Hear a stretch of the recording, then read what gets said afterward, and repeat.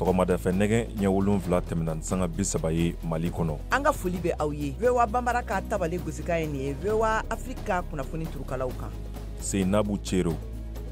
Alamisa don Octobre kalo tile 26 san 2023 an lamɛnbaa jɛkulu bɛɛ lajɛlen folen don ni sanga in na aw mana kɛ diɲɛ fan o fan fɛ. Kunnafoni bakurunba minnu b'an bolokɔrɔ bi o de ye ninnu ye. L'Amérique jamana kan Mike Johnson min ni ale yɛrɛ ye l'Amérique jamana ɲɛmakɔrɔ Donald Trump kanuba ba ye ale sugantira arabadon ka kɛ l'Amérique tɔgɔlasoba ɲɛma ye an ko min ma ko Chambre américaine des représentants. Iran ale ye Israel jamana jalaki kunu arabadon ka kɛ ni fagaliwale cɛjuguw ye minnu b'a la ka ta ka ɲɛsin Palestine jamanadenw ma. Fɛn min ye l'Amérique jamana ɲɛma Joe Biden ye ma sata hakɛ min fɔra Palestine jamanadenw fɛ ale y'a yira k'a fɔ k'ale dalenba tɛ o la. Iran fana jamana ɲɛma Ibrahim Raisi ale ye a ka jamana ka nisɔndiya yira k'a fɔ ko fɛn min ye baaraɲɔgɔnyaw ye u b'a fɛ u ka tɛmɛ u ni Niger finitigilakaw ni ɲɔgɔn cɛ minnu kɛra sababu ye ka fanga dafiri juye kalo tɛmɛnen in na. Sɔgɔmada in na an bɛna taama ka se maaw ma maa minnu garisigɛ donna ɲɛfiɲɛ na. Min yɛrɛ kɔfɛ dɔnkilidala Master Sumi ka bɔ Mali la ale y'an ka bi sɔgɔmada in na don ma welelen ye. Ninnu de ye bakurunbaw ye kunnafoniya wɛrɛw bɛna fara minnu kan ni ka bɛɛ lajɛlen walawalaw ye sanga 30 kɔnɔna na. Aw ni sɔgɔma kokura a y'aw bisimila aw ka bi alamisa don Octobre kalo tile 26 san 2023 tabali kunnafoni kɛnɛ kan.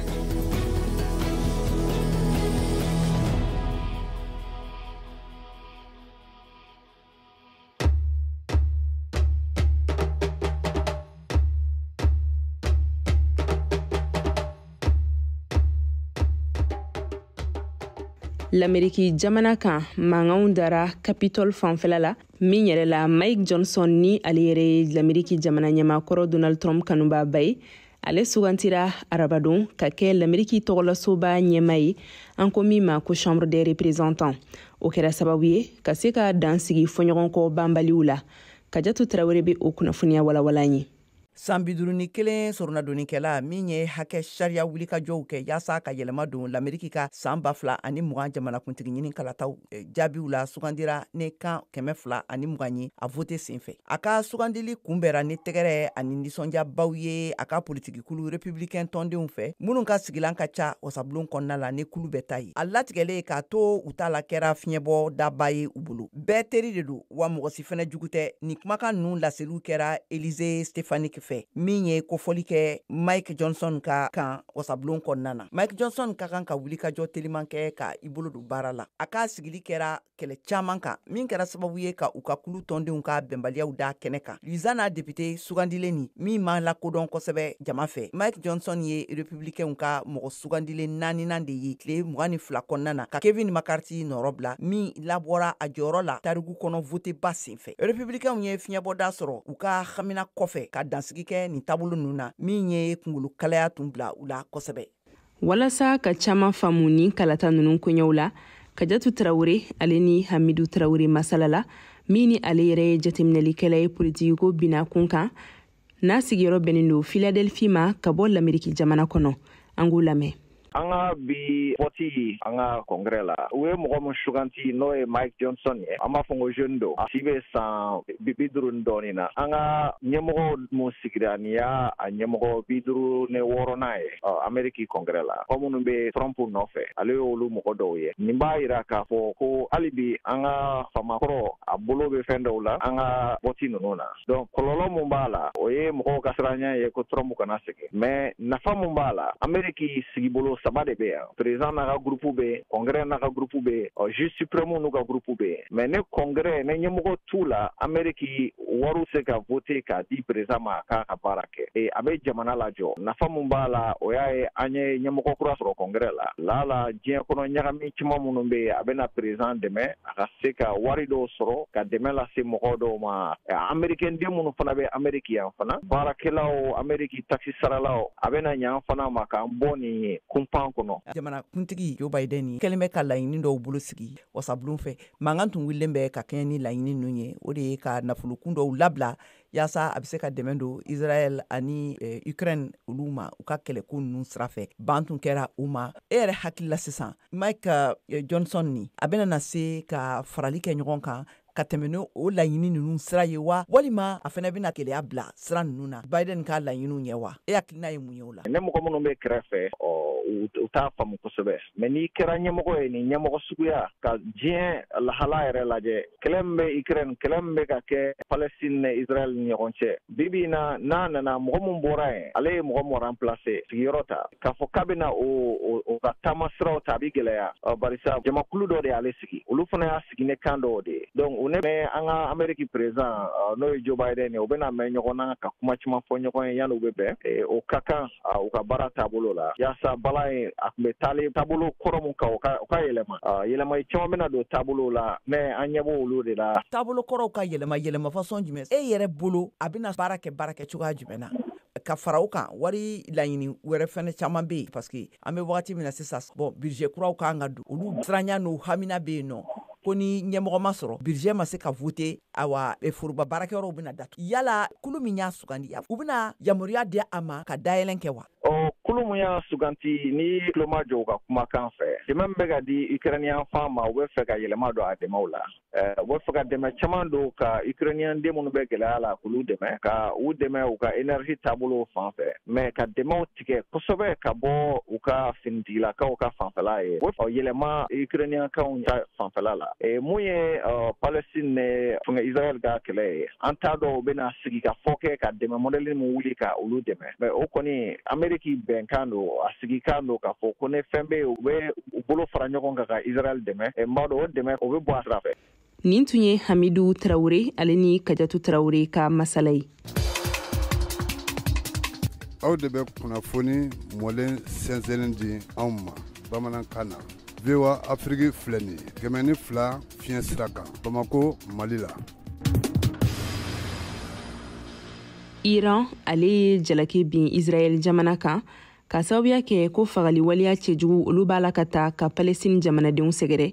fɛn min ye l'Amérique jamana ɲɛmaa Joe Biden ye ka kɛɲɛ ni maa sata hakɛ fɔli ye Palestine jamanadenw fɛ ale y'a yira k'a fɔ k'ale dalenba tɛ o la Modibo Dambele b'a kunnafoniya walawala. Bani Israɛla ale ye gosili kɛ Gaza kabi Hamas maramafɛntigi dɔw tara dankari Bani Israɛla jamana dancɛ la Bani Israɛla jamana fan ɲɛmɔgɔw ka kuma la ka mɔgɔ 1400 k'o faga ni a fan caman ye faso jama mɔgɔw ye o ka kuma la. Hamas ale ka kɛnɛya minisiriso ye laseli kɛ arabadon ko a ka ca ni mɔgɔ 600 ani mɔgɔ 500 ye ni denmisɛnni 2,774 ko olu de fagara Palestine ka yɔrɔ koronnen na kabini balawu daminɛna. Iran jamana ka kɛnɛma minisiri ko ka ni dankarili wale a dabɔra de yasa ka Palestine kaw Gaza k'u caman faga. Ni laseli kɛra Hossein Amir Abdulhan a ka bataki dɔ mun lasera duniya jamanaw ka keleyatɔnba ale ka adamadenya jɛkulu o cakɛda fɛ Volker Turk. Ameriki jamana ɲɛmɔgɔ k'ale dalen t'a la k'a fɔ mɔgɔ hakɛ minnu sara ni o laseli kɛra Palestinikaw fɛ. A ye laseli kɛ arabadon ko yamariya bɛ Bani Israɛl bolo wa a lahala b'a bolo k'a yɛrɛ makaran Hamas ka dankarili jugu mun kɛra ko wa u seko bɛɛ kɛ yasa faso jama olu mɔgɔw bɛ se ka kisi cogoya min na. A ye welewele da kɛ fɛnɛ ko dankarili min bɛ kan ka kɛ Bani Israɛl ka mɔgɔ minnu sigilen don Cisjordani ka ɲɛsin Palestinikaw ma k'o ka dabila sisan. Biden a tun bɛ nin laseli la kunnafonidi baro dɔ senfɛ Australie jamana fanga ɲɛmɔgɔ kɛrɛfɛla la Anthony Albanese.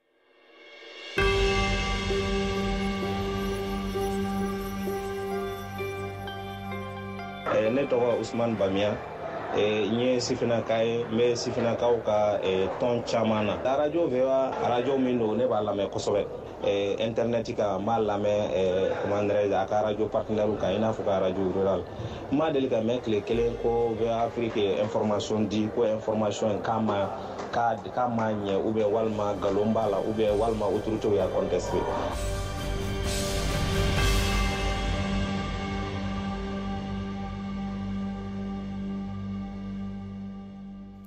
A ka taama senfɛ l'Amérique jamana kan Mali dɔnkilidala lakodɔnnen Ismaila Dukure ni bɛɛ lajɛlen ko a ma ko Master Sumi ale ni VOA Bambara sera ka masala an ka ani Modibo Dambele ka ni masala in lamɛn.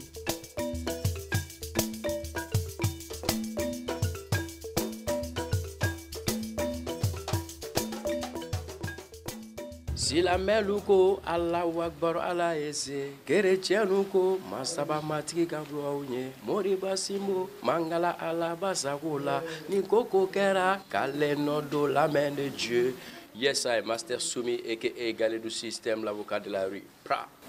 Welcome, Master Sumi. Mun yi sambi.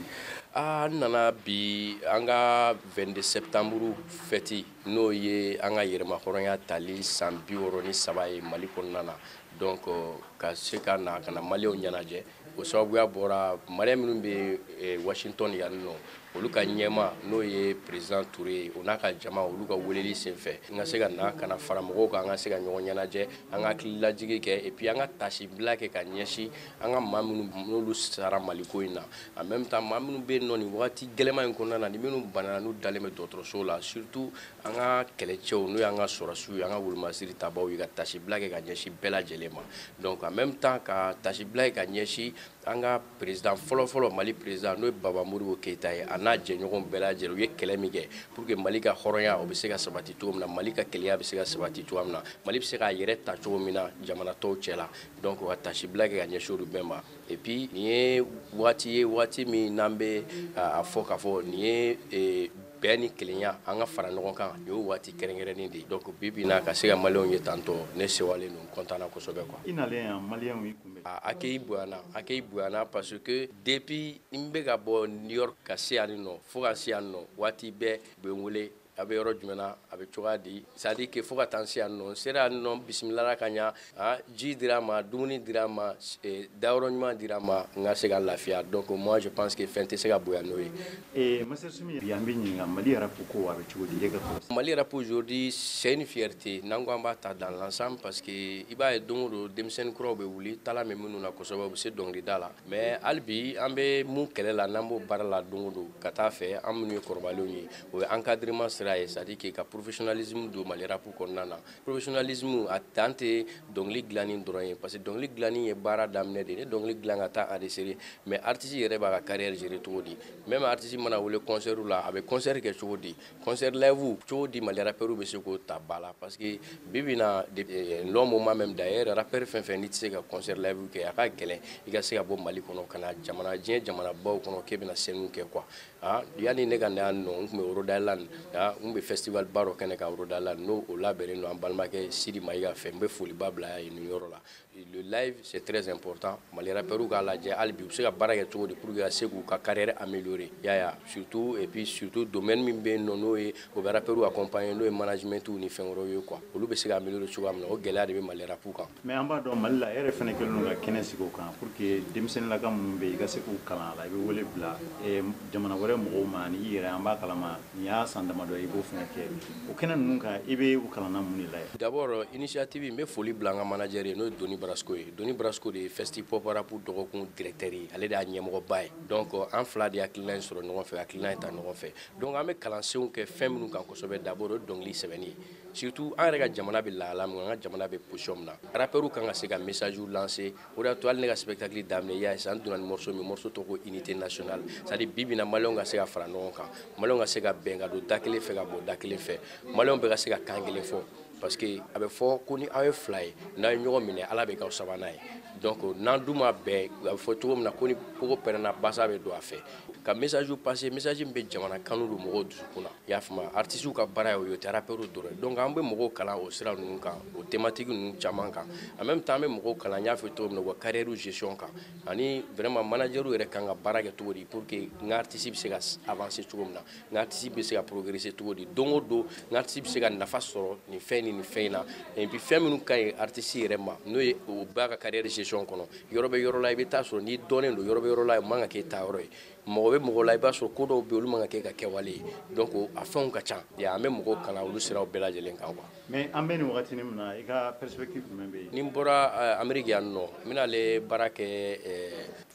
ni Doni ani an ka ki bɛɛ lajɛlen an bɛna commencer ka baara kɛ Festipop édition nata kan n'o bɛ kɛ a édition 6nan ye an ma date fixé fɔlɔ parce que baara min don a ma nɔgɔn et puis an bɛ jamana min kɔnɔ crise de bɛ yen donc ni crise bɛ jamana kɔnɔ hali ka se ka fonds mobiliser ka sponsors sɔrɔ c'est compliqué donc il faut qu'on travaille an bɛna baara caman de kɛ an bɛna boliboli caman de kɛ pour que ka se ka labɛnw sabati cogo min na édition nata ale bɛ se ka kɛ cogo min na fɛn sabatilen et puis ale bɛ se ka kɛ succès ye cogo min na ka tɛmɛ hali édition tɛmɛnenw kan ani fɛn caman wɛrɛ bɛ yen parce que bientôt ne yɛrɛ bɛ labɛn na n bɛ nali studio kura dɔ dayɛlɛ Bamako n bɛ n'o studio dayɛlɛ n yɛrɛ ka du kɔnɔ n'Ala sɔnna a ma. Je vous remercie Master Sumi. Merci.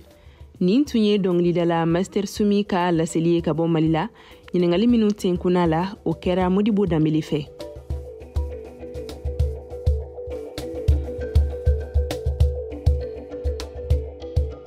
Mali la cɛkɛda min ka baaraw ɲɛsinen do ɲɛfiyentɔw ka koɲɛ ɲɛnabɔli ma ni an ko a ma ko Institut National des Aveugles du Mali ni bɛɛ lajɛlen b'a dɔn ni IGA ye ale b'a la ka a sigili sen kan o san 50nan la ɲɛnamaya nin yɔrɔ kofɔlen kɛlen do ka wilikajɔw bɛɛ lajɛlen sabati walasa maa minnu garisɛgɛ donnen do ɲɛfiyen na olu ka se ka kalan wa fɛn min ye Mali maaba caman ye olu tɛmɛna yen fɛ i n'a fɔ dɔnkilidala Amaduni Mariam walasa ka caman faamu ni cakɛda in ka baarakɛtaw la George Atino ale ye fasirika koɲɛ kan ka bɔ Bamako an ka lamɛn. Ne bɛ kalan na a taabolo kɔni ka ɲi ne fɛ. An minnu tɛ yeli kɛ maître b'an ta dictation na an m'an ta sɛbɛn baara la voix minnu bɛ yeli kɛ olu ta o bɛ sɛbɛn tableau la olu ko o yɛrɛ copier. Ni de wa biki ye donc ni ye tablette ye ni bɛ i n'a fɔ cahier u bɛ sɛbɛnni kɛ nin de la. Institut National des Aveugles IJA la kalanden denmisɛnninw minnu ɲɛ bɛ ko la ani minnu ɲɛ tɛ ko la olu bɛɛ kalan na ɲɔgɔn fɛ. U bɛɛ tuloma jɔlen do kalanfa Alassane Manya Jara la ale tun bɛ kalan di yani a ɲɛ kalifa ka minɛ a la. IJA sababuya la bi a bala ka taga ɲɛ n'a ka kalan dili ye ni o ye a ninkan baara ye. N b'a daminɛ ɲɛdimi fɛnɛ ya daminɛna a nɔfɛ yeli ninnu na ɔ kosɔn an ye invitation ɲini ka na IJA la bon kabini n kɔni sera IJA la an ye écriture baara kalan ye n bɛ n ka kuru di a di cogo la i b'a fɔ ne ɲɛlama n b'a di cogo min na min b'u ni ɲɔgɔn cɛ dɔrɔn tableau dɔrɔn de bɛ an bɔ ɲɔgɔn na parce que ale sababuya la ne ye kalan min kɛ n bɛ ka o pratiquer sisan ni maloya tɛ ɲɛ na ni bɛ n sarata k'a dun a tɛ fɔ ko n kɛra mɔgɔ ye min bɛ sarata k'a dun ten. Nin y'a san 50 ye k'a fɔ ko ɲɛ lujura bɛ maa minnu na olu bala ka kalan sɔrɔ yan. Kalanso IJA yɛrɛ jɔkunba y'o de ye. Aji Bari ale ye Union des Aveugles ɲɛma ye o jɛkulu mun bɛ IJA ɲɛmaya la. Institut National des Aveugles bilala sen kan le 15 octobre 1973 an filɛ nin ye o san 50 de la a sigira sen kan mairie du district kɔnɔ ni ekɔliden 6 ye ekɔliden minnu si ni olu kun ɲɛ tɛ ko la a dabɔ kun ye mun ye o ye ka kalan sabati lujuratɔw ye minnu ka lujura bonya fan fɛ ka yɛrɛ jɛma la fana ko lujuratɔ a bɛ se ka kalan wa ko lujura man ka mɔgɔ tiɲɛ ka den somɔgɔw jigi lafa k'a fɔ hali n'u den ɲɛ tɛ ko la u kana jigila kana tigɛ la a bɛ se ka kalan kɛ wa ka kɛ jamana ma siniɲɛsigi a ye nafaba lase an ma d'abord a y'a to an bɔra sokɔnɔ sigi la a y'a to an sera ka diɲɛma da la k'a fɔ ko lujuratɔ bɛ se ka kalan wa ka kɛ bolo madayɔrɔ ye. Denmisɛnninw ka kalan san fɔlɔw la IJA la u bɛ kalan fɛɛrɛw la minnu bɛ se k'u dɛmɛ ka se ka tagama ni bere ye ani cogo min na u bɛ se ka u yɛrɛ magow dilan u yɛrɛ ye. Ka fara o kan kalanbon kɔnɔna la u bɛ dege jate ani sɛbɛnni kɛcogo fana la n'o bɛ wele ko braille. Ɲɛmaw bɛ livre min utiliser classe ninnu kɔnɔ an b'o livre kelen de utiliser mais an b'o texte bɔ livre kɔnɔ k'a transcrire braille la an ka écriture tɔgɔ de ye braille donc o la denmisɛnninw bɛ se k'u tigɛ d'a kan k'a mɔmɔ u ka lecture fana kɛ o la na u bɛ sɛbɛnni bɛɛ kɛ nin kɔnɔna na nin alphabet bɛɛ bɛ nin kɔnɔna na parce que n'i ye point kelen sɔgɔ ta ça c'est la lettre A. Donc chiffre là, calcul là, A bɛ kɛ i n'a fɔ 1 ainsi de suite. Donc classe in kɔnɔna na an b'a kɛ ten o ye u ka sɛbɛnni minɛ ye sisan nin ye u ka calcul u ye jate bɔ ni min ye o de ye nin ye a bɛ fɔ nin ma ko cubarisme nin bɛ kɛ i n'a fɔ ɲɛmaw ka ardoisie donc ni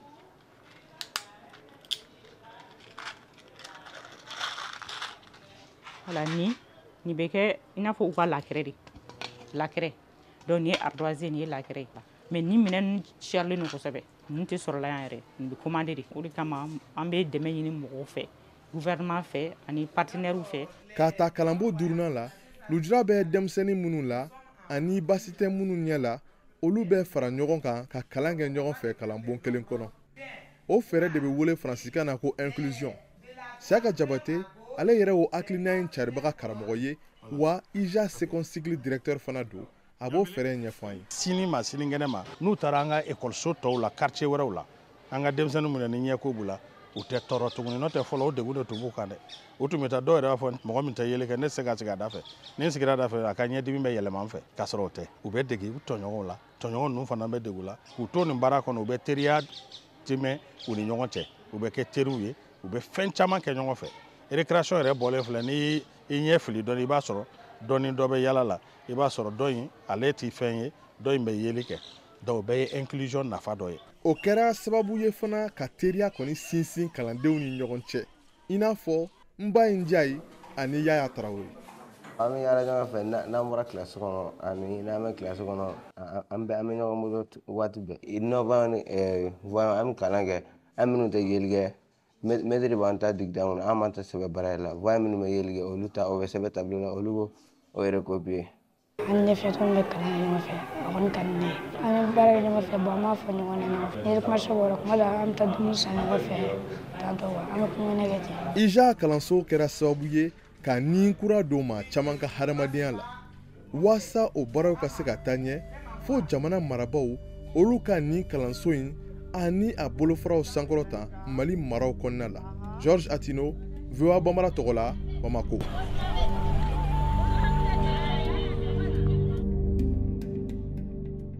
farikolo ɲɛnajɛ kunnafoniyaw bɛna lase Siyaka Tarawele fɛ.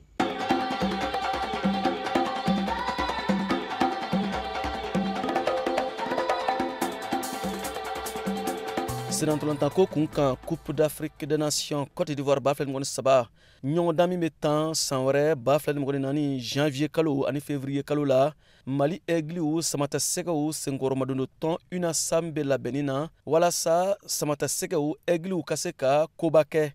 Côte d'Ivoire kɛnɛ kan san wɛrɛ. Cheikhne Demba UNASAM tɔn ɲɛma dankan fɔlɔ. An ka laɲini ye c'est que supporters bɛ ka bɔ yan ɲɔgɔn fɛ ka caravane kɛ ka taga ça permet ka fêti dɔ wɛrɛ di balontan yɛrɛ ma. O filanan ye min ye c'est que Union nationale des associations de supporters du Mali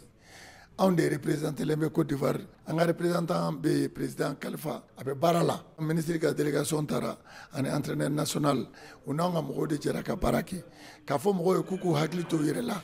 ni kani surunyana mɔgɔw bɛ wuli ka lettres ni fɛnw sɛbɛn k'u ye supporters ye n bɛ kuma Solomani Jabate tɔgɔ la anw de Union nationale des associations de supporters du Mali anw de ni ministère bɛ baara la pour que ka ko in dilan a dilancogo la ni Ala sɔnna fana Mali bɛ taa Côte d'Ivoire mais mɔgɔw kana ɲinɛ fɛn dɔ kɔ Ivoiriens ni Mali ye kelen ye dɛ ça sera dans le plus grand fair play surtout wali jamana de don ka ɲini bɛɛ fɛ minnu bɛ sira la an bɛ fɛ ka caravane de kɛ n'an ma dɛsɛ. Caravane ye ka don mobiliw kɔnɔ ka bɔ Bamakɔ taa dɔɔni dɔɔni fo ka taa se i seyɔrɔ la Bamakɔ ka na Sanakɔrɔba Welesebugu Buguni Kumantun Ɲɛna Nkurala fo Sikaso ka sɔrɔ ka sira ta fo Côte d'Ivoire kaw fɛ yen. K'a fɔ Ganaw ni Sinɛfɔ ye ani Baninkokaw k'an bɛ sira la u k'an kunbɛn parce que balontan ye fɛnba de ye Mali ma a y'an sara Ala la an bɛ fɛ ka fɛn dɔ sɔrɔ joona. O caravane na n'o ye a bɛ taa ka ɲɛnajɛw kɛ ka taa sira la ka mɔgɔw ladɔnniya jama bɛna caya o la dɛ. Jama bɛ caya parce que an b'a fɔ bɛɛ ye mɔgɔ kana taa fɔ f'i ka taa si hôtel de 5 étoiles kɔnɔ fɛn tɛ n'an taara Koroko an ka kɛ Maliko ye mɔgɔ min ni mɔgɔ min bana ɲɔgɔn ye a ye da ɲɔgɔn na aw ka si ɲɔgɔn fɛ aw ka dumuni kɛ ɲɔgɔn fɛ aw k'aw bolo bila minɛn kelen kɔnɔ k'a fɔ tuguni Union nationale des associations de supporters du Mali ni mɔgɔ mɔgɔ bɛ fɛ ka taa Côte d'Ivoire i bɛ se ka passer ni Solomani Jabate Mustafa Koromaga Umar Kamara Cheikhne Demba ne yɛrɛ. Olu bɛ sɔrɔ min? Anw logelen bɛ sisan stade 25 na parce que Mori Konate bɛ ka baara Mali de ye anw créé ka supporters bɛɛ fara ɲɔgɔn kan k'o kɛ Union nationale des associations de supporters du Mali UNASAM ye o siège bɛ 25 na bi n'Ala sɔnna an k'an tɛgɛ di ɲɔgɔn ma ka taa Malien drapeau kelen de ye Mali équipe nationale kelen de ye supporters groupe ye kelen de ye o ye UNASAM ye an ka taa ka taa équipe supporter dans les plus fair play an ka Ivoiriens bonya. O kɔrɔ ko labɛnni caman sigira sen kan ka caravane in makɔnɔ. Labɛnni caman de sigilen don parce que an y'a fɔ bɛɛ Ah, Bikoni, vraiment, on veut aller entre 3 et 4 000 personnes. Parce que Bede Befkata, Nia Jamani Kodi. Et pas mettre terrain de fa, ou de Kmae. Faut Tunisie, nous n'avons donc à Malibé. Faut Afrique du Sud, comme Malibé. Faut Namibie, comme Malibé. Au Moussarakodou. Il y a un faux spotter au Bede qui prépare hier. C'est Jamani Bekelakono. Il y a un galontier. Eta ma fo an ye folo jamani ma fa ye u be se ka min ka an hakili jagabaw de be sena walasa ka tagama ye n'o ye karavani ye a ka ɲɛ seknɛ den ma ka fɔla VOA Bambara tɔgɔ la Bamakɔ Siaka Traoré ka laseli don.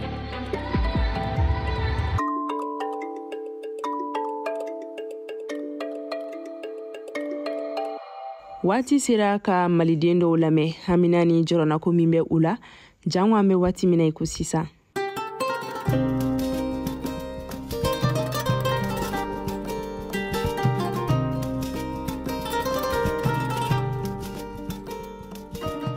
Sɔgɔma bewa après lamɛnbagaw a foli bi aw bɛɛ lajɛlen ye ne tɔgɔ Ba Tarawele sigiyɔrɔ bɛnnen bɛ Dumansana Nafaji ma sigida fɔlɔ la dugutigi ka kankɔrɔ sigi bi kɔrɔfɔ bɛ min kan an bɛ fɔ ko alhamdulilayi rabbil alamina an bɛɛ lajɛlen sigilen bɛ ka min makɔnɔ sigida fɔlɔ la Dumansana Nafaji n'o ye an ka sirako ye alhamdulilayi siraba baaraw daminɛna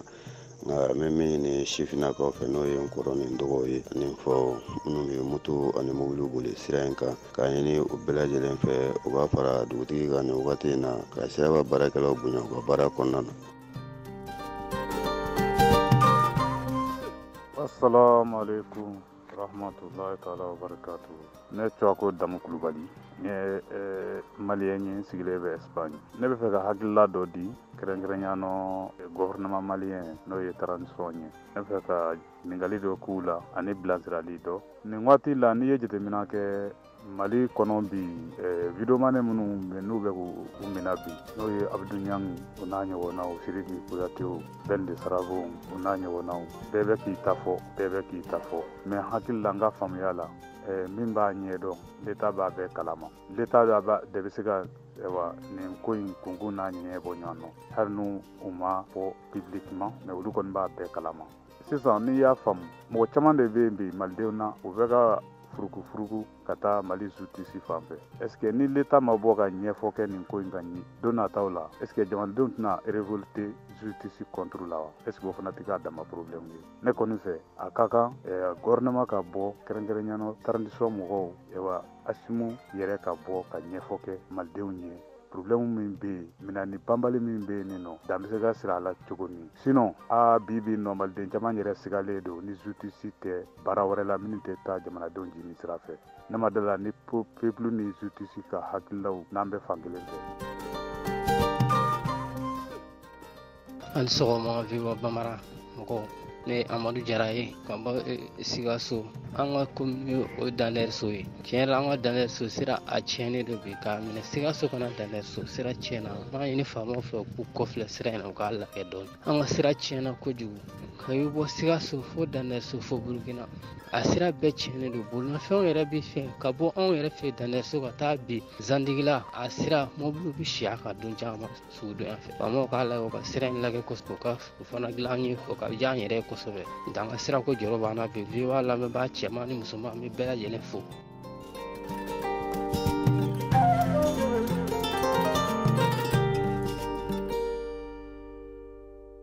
I n'a fɔ ladalako la tabalen bɛ kumada di aw ma hamina ni jɔrɔnako min mana kɛ aw la aw bɛ se ka ɲɛfɔli kɛ olu la yɔrɔ min na walasa k'aw ka laseliw kɛ an ka WhatsApp nɛgɛjurusira o ye 00 20 24 30 47 16 aw ka kuma daminɛtɔ aw kana ɲinɛ k'aw tɔgɔ n'aw sigiyɔrɔ fɔ fɔlɔ n'a y'a sɔrɔ aw ye musolaka walima musomisɛnnin ye a ka d'an ye k'aw fana ka hamina ni jɔrɔnakow dɔn. Ni an ka bi tabalen kuncɛlen min baaraw labɛnna Dadi Balawe fɛ ka kunnafoniyaw lase aw ma ne Seyinabu Ciro yɛrɛ fɛ sini jumadon nɛgɛ kaɲɛ 7 tɛmɛnen kɔ ni sanga 30 ye an bɛna ɲɔgɔn lasɔrɔ kokura aw ka tabalen kunnafoni kɛnɛ kan nka ɲanu cɛ an b'a fɔ k'aw ni ce aw ka kulumajɔ la Ala ka tile hɛrɛ di aw ni anw bɛɛ lajɛlen ma.